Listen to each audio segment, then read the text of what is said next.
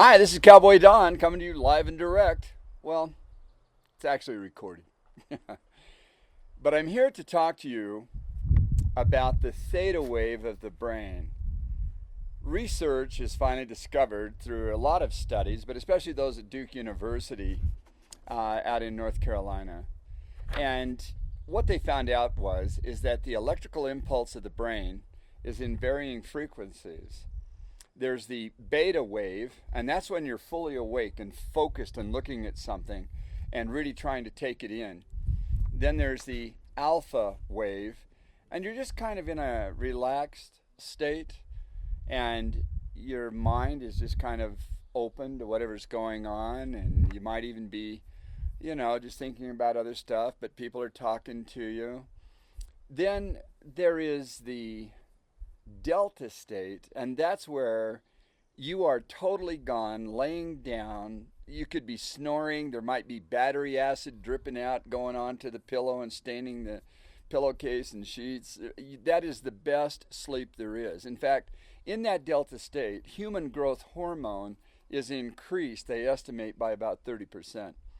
And not enough people in today's modern stressed societies of energy drinks and all kinds of other stuff going on get deep enough into the delta state every 24 hours, which is absolutely needed to keep you fully functional and alive and happy with the neurochemistry of emotions to stay completely on top of your game and functional and at the peak of the expression of your personality. And then there's another wave, which is called the theta wave. The theta wave is the dream state. The imagination, the creata magus, area 39 of the brain, right behind the right eye in Brodmann's anatomical scale of the brain from decades ago. That area, about the size of a square inch right behind the right eye, is the only place in Einstein's brain which they put onto slides to look at through microscopes after he had passed away, to see if they could discover why was Einstein such a creative, genius, scholastic polymath. They had to give him an honorary doctorate degree in order for him to be professor emeritus of sciences at Princeton University, because he couldn't even stand university. He didn't like academics. He didn't even agree with the school system. But they wanted to try to figure out what was it about his brain that made him so different. It was kept on slides. Finally, it was a young college girl that was looking at the slides in one of the studies that she was in, that finally she recognized the density of the neurons, but even more important than that, the glial bridging between those neurons in area 39 of Einstein's brain. He had a density there that was some 100 times more dense than most human brains they've ever studied. What I'm going to be showing you is going to take that area of your brain, area 39, the area of imagination, the dream state, which they now know that children, while in the womb and after they're born, up until around age 7 or 8, before formal educational academic training of rote memorization begins to atrophy and take it away, they live in a theta state about 90% of their waking hours. Then when they sleep, it is all there, and they're dreaming, and they remember these things. They are creative, scholastic geniuses from birth. Formal education tends to take that away from too many people. So what I did back in the 1980s was to help develop the very first posters that went out into the marketplace, to where the visual state of convergence and diffusion, which isn't taught anymore to people who want to unlock their creative genius, but there are dot matrix patterns, and we took this out, went around the country and had a lot of fun with it, but we developed 10 of these theta wave dot matrix posters. The instructions of how to use them is right on the poster itself.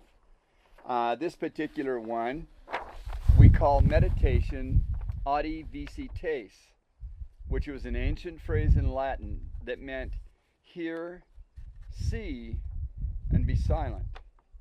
To observe something out of interest, to ponder upon it, and later to reflect on it. Brings downloads of epiphanies or moments of pure inspired intelligence and understanding. Moments of pure intelligence. That's what these are for. You're going to get 10 of these, and each one helps to develop patterns in the brain that you're born with, but oftentimes is taken away through our educational experience and or the stresses of life. It's so interesting because all the time I run into people that don't even have within themselves the ability to want to and even concentrate on reading 5 or 6 pages of material. They won't do it.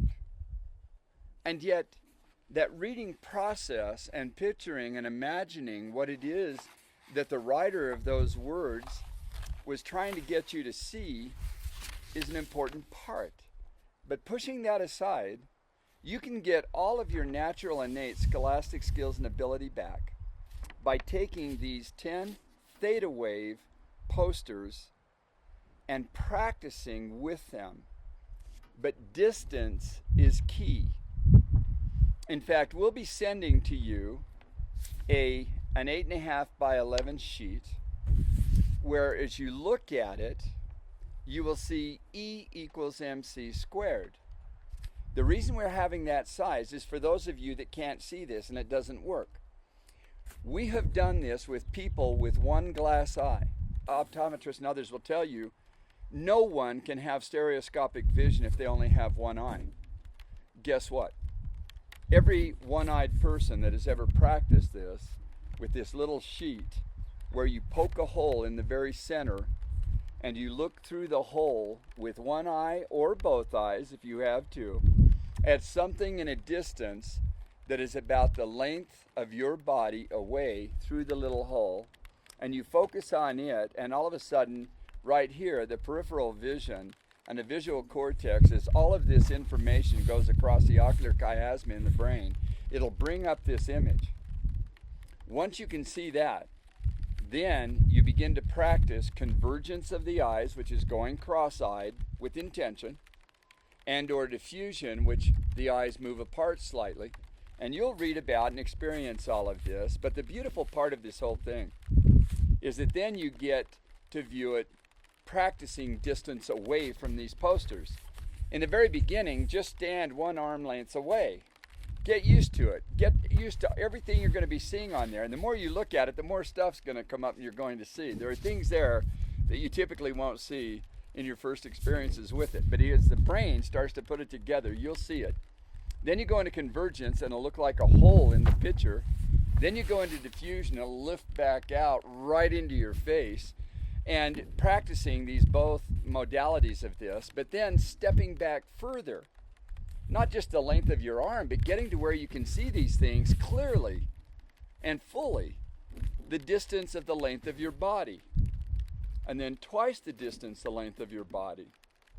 What this is going to do is it will not only allow you to get rid of contacts and eyeglasses for good, because it will correct your visual capacitance, and it's not taught anymore.